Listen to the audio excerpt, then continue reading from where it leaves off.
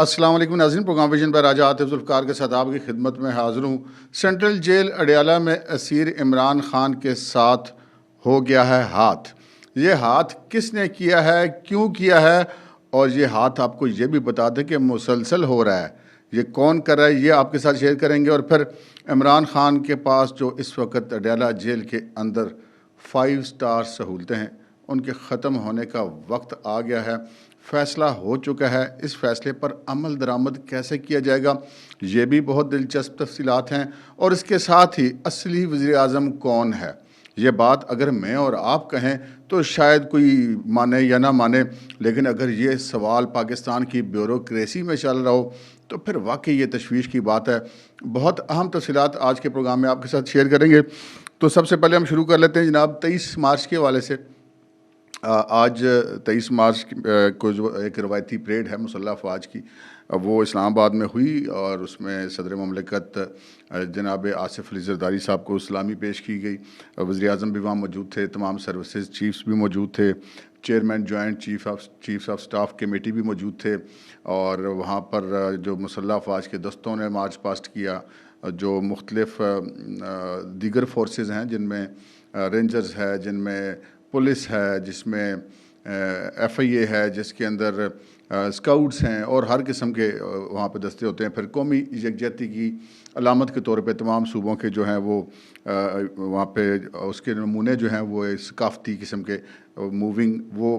پیش کیے جاتے ہیں، وہ تھے۔ اور پھر پاکستان جو ہے وہ اپنے مسلز شو کرتا ہے اس پریڈ کے ذریعے۔ پاکستان کے پاس جتنے جدید میزائل ہیں، راکٹ لانچرز ہیں، ان کے سسٹمز ہیں راکٹس کے، جدید ریڈار ہے پاکستان کے پاس، جدید طیارے ہیں پاکستان کے پاس، جو ٹینک ہیں، آرٹلری ہے، ان تمام چیزوں کی نمائش ہوتی ہے، تو وہ ہوئی۔ اور اس پریڈ کے اندر ایک خاص بات تھی جو کہ بہت نوٹ کرنے والی ہے، جس کے اوپر شاید ایک دم بندے کا دھیان نہیں جاتا۔ وہ یہ تھی کہ ایک تو آج وہاں پہ سعودی وزیر دفاع بھی موجود تھے، جن کو بعد ازاں نشان پاکستان بھی دیا گیا ہے، لیکن اس کے اندر جو امپورٹنٹ چیز تھی وہ یہ تھی کہ جی چین اور آذربائیجان کے دستے بھی شریک تھے اس پریڈ کے اندر۔ اب کہنے کو اگر بندہ نہ سوچے تو شاید یہ بڑی عام سی بات ہے، لیکن یہ عام سی بات نہیں ہے جناب۔ یہ علامت ہے اس چیز کی کہ مستقبل قریب میں جو پاکستان، چین اور جو وسطی ایشیائی ریاستیں ہیں، یہ کوئی دفاعی طور پہ ان کے معاملات جو ہیں وہ آئندہ زیادہ مضبوط ہونے جا رہے ہیں۔ اور یہ جو دنیا میں اس وقت 2 بلاک ایک دفعہ پھر سرد جنگ کے خاتمے کے بعد جو ختم ہو گئے تھے، ایک تنہا سپر پاور امریکہ رہ گیا تھا، تو اب وہ چین اس کو چیلنج کر رہا ہے، روس اس کے ساتھ ہے، وسطی ایشیائی ریاستیں اس کے ساتھ ہے، اور پاکستان اس کے ساتھ ہے۔ یہ ایک بڑی امپورٹنٹ چیز تھی جو آج کی پریڈ میں تھی، جس کو نوٹ کرنے والی تھی، اور جو اہم حلقے ہیں، سفارتی حلقے ہیں، انہوں نے اس کو بخوبی نوٹ بھی کیا ہے۔ اس سے اگلی خبر ہے جناب پاکستان تحریک انصاف کے جو ایک مفرور رہنما ہیں حماد اظہر، ان کے حوالے سے ہم نے آپ کے ساتھ یہ خبر شیئر کی تھی کہ انہوں نے پارٹی کی صوبائی صدارت سے استعفیٰ دے دیا تھا، اور ہم نے پھر آپ کو کل یہ بھی بتایا تھا کہ وہ استعفیٰ ابھی تک منظور نہیں ہوا ہے۔ آج اس حوالے سے ایک اور اس میں ڈیولپمنٹ سامنے آئی ہے، اور وہ یہ ہے کہ پاکستان تحریک انصاف نے حماد اظہر کا استعفیٰ منظور نہ کرنے کا فیصلہ کیا ہے۔ اور اس حوالے سے جو عمران خان صاحب ہیں، انہوں نے پارٹی چیئرمین بیرسٹر گوہر کو یہ ہدایت کی ہے کہ وہ براہ راست رابطہ کریں حماد اظہر سے، اور ان سے مل کر جو ہے ان کو بتائیں کہ وہ اپنا کام جاری رکھیں، اور جو ان کے ریزرویشنز ہیں، جو ان کے تحفظات ہیں، ان کو دور کیا جائے۔ ان کے تحفظات کیا ہیں، یہ اس پر ہم آگے چل کے بات کرتے ہیں، لیکن یہاں پہ یہ بڑی امپورٹنٹ بات ہے کہ حماد اظہر صاحب 9 مئی کے مقدمات میں مفرور ہیں اس وقت، لیکن جو ڈائریکشنز ہیں اس کے مطابق یہ ہے کہ جی وہ مل کر ان سے معاملات طے کریں، ان سے براہ راست بات کریں۔ تو اگر وہ اتنی آسانی سے پارٹی کے ساتھ لوگوں میں رابطے میں آ جاتے ہیں، تو اس کا مطلب یہ ہے کہ وہ قانون نافذ کرنے والے اداروں کے ہاتھوں سے بھی دور نہیں ہیں۔ تو پھر وہ گرفتار کیوں نہیں ہو رہے، اس پر ایک بہت بڑا سوال کھڑا ہوتا ہے۔ اچھا، اب ہم آپ کو بتاتے ہیں کہ جی ان کا مسئلہ کیا تھا۔ ایک تو ان کو سب سے زیادہ پرابلم اس وقت جو حماد اظہر کو نظر آ رہا تھا وہ یہ تھا کہ پارٹی کے اندر جو ہے ان سے کسی قسم کی کوئی مشاورت نہیں کی جاتی، اگرچہ کہ وہ مفرور ہیں، سارا کچھ ہے، لیکن رابطے میں تو سب کے ساتھ وہ ہیں۔ دوسرا، وہ اپنے آپ کو غیر متعلقہ محسوس کر رہے تھے کیونکہ مفرور ہونے کی وجہ سے وہ اڈیالہ جیل میں جا کے دوسرے رہنماؤں کی طرح عمران خان سے نہیں مل سکتے تھے، اور جس کی وجہ سے ان کے درمیان ایک کمیونیکیشن گیپ موجود تھا، تو انہوں نے یہ محسوس کیا کہ وہ غیر متعلقہ ہوتے جا رہے ہیں، تو ایک قسم کا بطور احتجاج انہوں نے استعفیٰ دیا۔ تیسری جو وجہ ہے وہ یہ پتہ چلی ہے کہ جناب یہ باتیں تو ہیں اپنی جگہ پہ، لیکن اصل میں بیچ میں کہانی کچھ اور ہے، اور کہانی یہ ہے کہ جو اب ضمنی انتخابات آ رہے ہیں اس کے پارٹی کی جو ٹکٹوں کی تقسیم ہے اس پر تنازع ہے۔ حماد اظہر یہ چاہتے ہیں کہ جو ان کے منظور نظر لوگ ہیں ان کو ٹکٹیں ملنی چاہیے ضمنی انتخابات کے بیچ میں۔ تو یہ اب عمران خان نے اگر بیرسٹر گور سے یہ بات کہی ہے تو یقینی بات ہے کہ بیرسٹر گور ان کے ساتھ معاملات طے کر کے پھر عمران خان کو آگاہ کریں گے، اور پھر یہ بھی پتہ چلا تھا کہ ان کو کچھ تفصیلات علیمہ خان اور عمیر نیازی کے حوالے سے بھی تھے، ٹکٹوں کے تقسیم کے ہی حوالے سے۔ تو میں نے جیسا کہ آپ کو کل اپنی ایک ولاگ میں بتایا تھا، بلکہ آج صبح والے ولاگ میں بتایا تھا کہ جو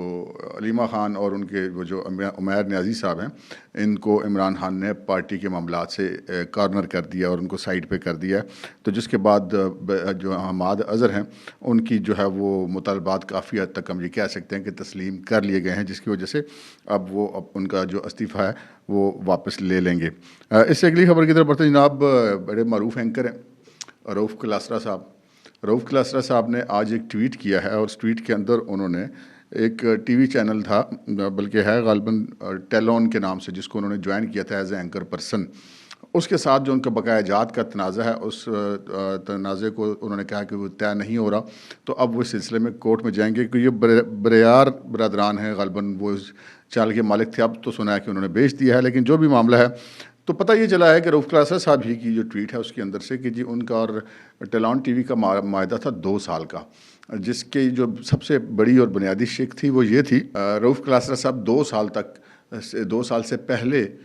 اس ادارے کو نہیں چھوڑیں گے، ٹیلون ٹی وی کو، اور اگر وہ 2 سال سے پہلے چھوڑتے ہیں تو ان کو جتنی وہ تنخواہیں وصول کریں گے 2 سال کے درمیان وہ ساری کی ساری واپس کریں گے، اور اگر ان کو یعنی کہ رؤف کلاسرا صاحب کو 2 سال سے پہلے فارغ کر دیا جاتا ہے تو ان کو 2 سال کی تمام ایڈوانس تنخواہیں جو ہے وہ دینے کے بعد فارغ کیا جائے گا۔ تو رؤف کلاسرا کے بغور غالباً 3-4 مہینے کے بعد ان کو فارغ کر دیا گیا، اس کے بعد وہ پیسے نہیں دیے گئے، بہت دفعہ آپس میں ان کی گفتگو ہوئی، مختلف تاریخیں دی گئیں، نہیں ہوا، پھر رؤف کلاسرا صاحب نے رابطہ کیا پیمرا سے، وہاں پہ بھی جو کوئی بریار صاحب ہیں انہوں نے جا کے کہا کہ جی ٹھیک ہے ہم نے دینے ان کے پیسے ہم دیں گے، لیکن وہ پیسے نہیں دیے گئے، تو اب رؤف کلاسرا نے کہا کہ جی وہ جا رہے ہیں کورٹ کے اندر۔ یہ جو معاملہ ہے یہ شاید آپ کے لیے بڑی حیران کن بات ہو، لیکن ہمارے لیے یہ قطعاً کوئی حیران کن بات نہیں ہے۔ اگر میں آپ سے سچ بولوں تو وہ یہ ہے کہ میں نے 1993 سے اس پروفیشن کا آغاز کیا، تو آپ بلیو کریں گے کہ سن 93 کے بھی کچھ پیسے میرے مختلف اس زمانے میں جن اداروں میں نے کام کیا تھا وہ میرے ان کی طرف بقایا ہیں۔ 94 میں جہاں پہ میں نے کام کیا 96-97 تک، وہاں پر بھی آج تک میری پیمنٹ بقایا ہے۔ کافی سارے ادارے ایسے ہیں جہاں پر جو ہے وہ جب ہم نے ان کو چھوڑا یا انہوں نے ہمیں کہا کہ جی آپ چھوڑ دیں، تو دونوں صورتوں میں ہمارے پیسے انہوں نے مار لیے۔ اب یہاں پہ پتہ ہے کہ ورکنگ کلاس کے ایک بندے کا بڑا پرابلم ہوتا ہے،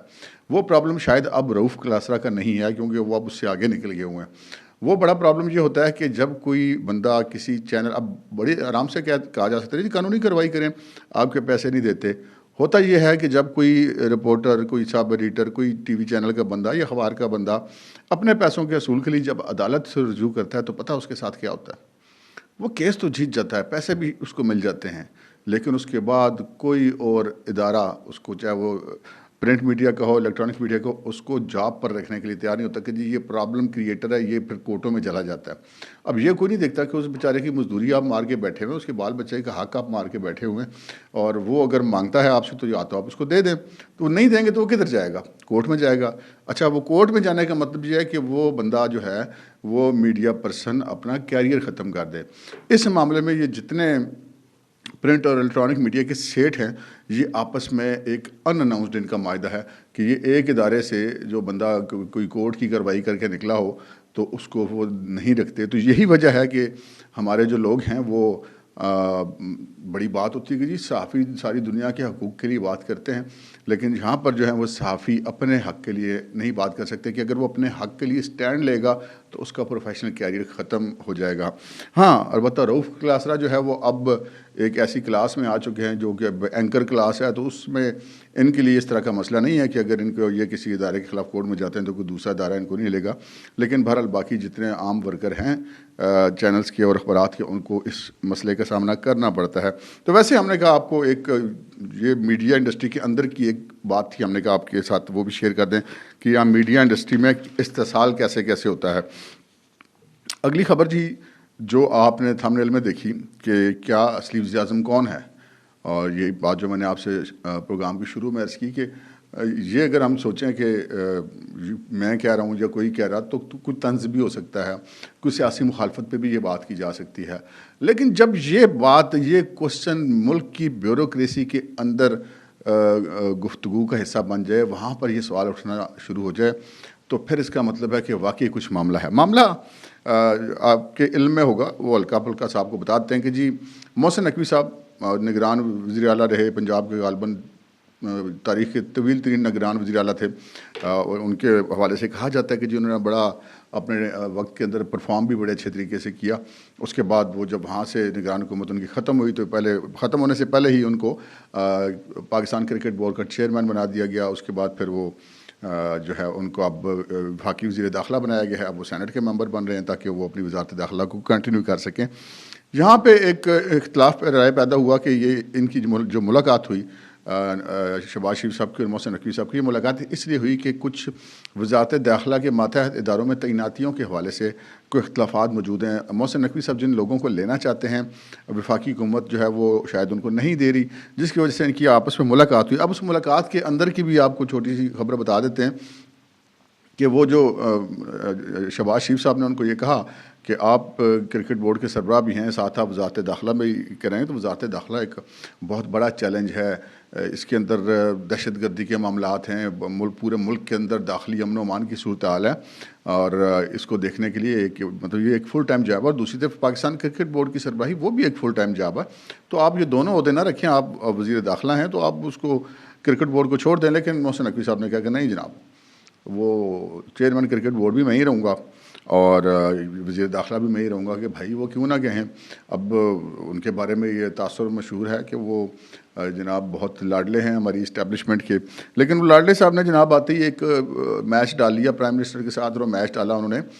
چیف کمشنر اسلام آباد کی تعیناتی کے اوپر, ڈپٹی کمشنر اسلام آباد کی تعیناتی کے اوپر, اور آئی جی اسلام آباد تعیناتی, اور ڈی جی ایف آئی اے کی تعیناتی, رینجرز کی ڈی جیز کی تعیناتیاں,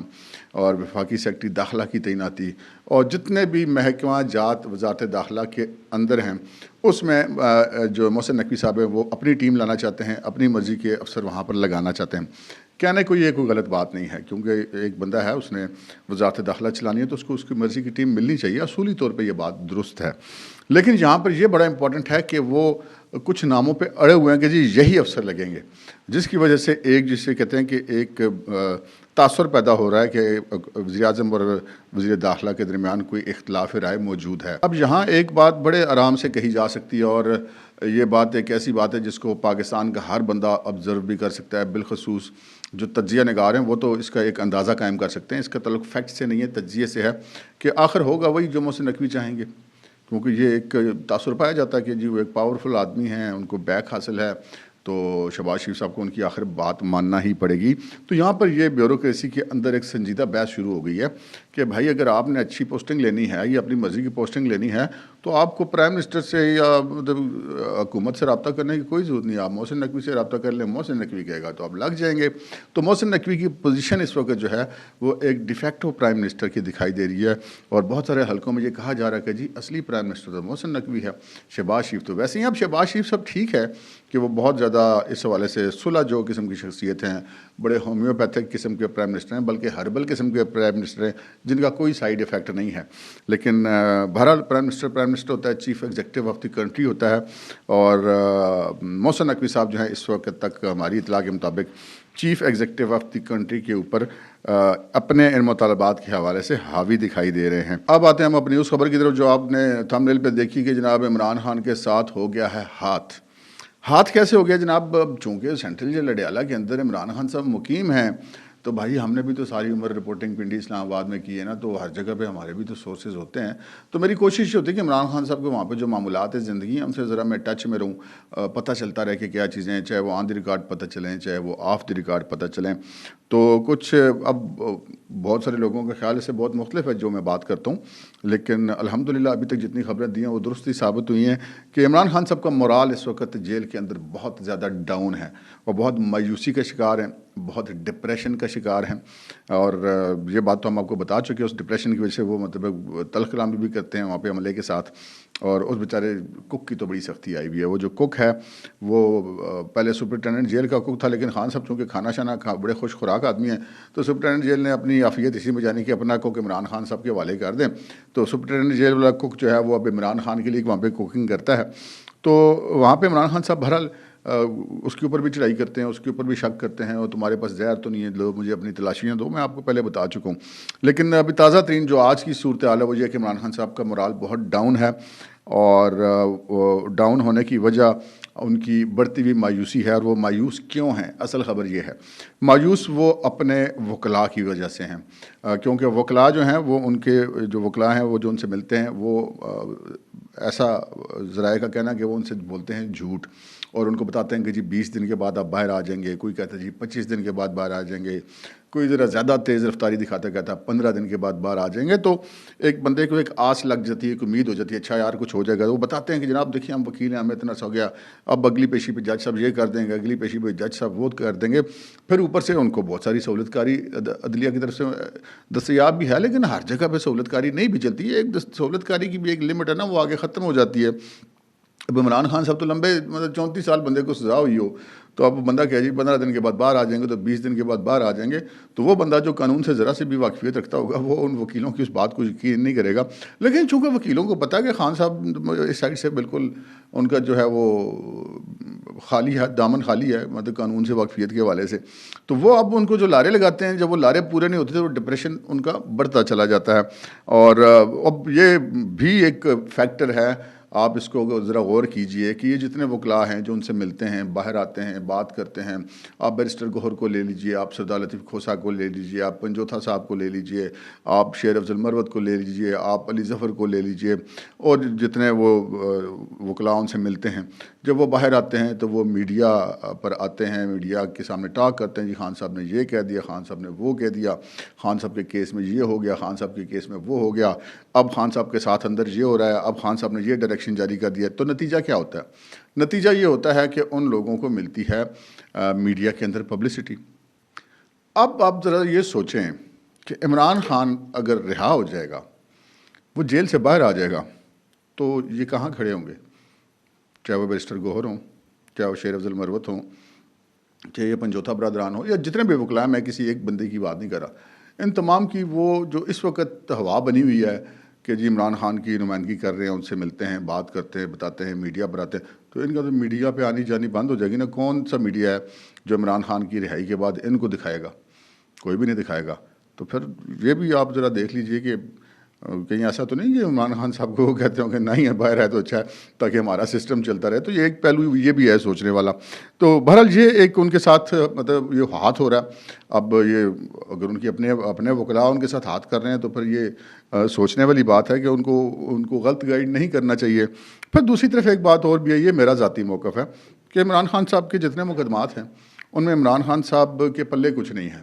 تو وکیل بھی ادھر کریں تو کیا کریں. اب یہ میرا ذاتی موقف ہے, لیکن جو عمران خان صاحب کے ہمدرد ہیں ان کا یہ کہنا ہے کہ جناب عمران خان کے ساتھ ہاتھ ہو رہا ہے اور ان کے اپنے وکلاء ان کے ساتھ ہاتھ کر رہے ہیں. اگلی خبر ہے جناب عمران خان کی 5 سٹار جیل کے حوالے سے. عمران خان صاحب کی تو آپ کو پتہ نا, سینٹرل جیل اڈیالہ, ایسی جیل تو پاکستان کی تاریخ میں کسی قیدی نے نہیں کاٹی ہوگی. عمران خان صاحب جب خود حکومت میں تھے تو اس جواز کے تحت کہ جی سب قیدیوں کے ساتھ ایک جیسا سلوک ہونا چاہیے, وہ بلکہ بدسلوکی مبینہ طور پہ ان کے دور میں ہوتی تھی. کیا نواز شریف کے ساتھ, کیا مریم کے ساتھ, کیا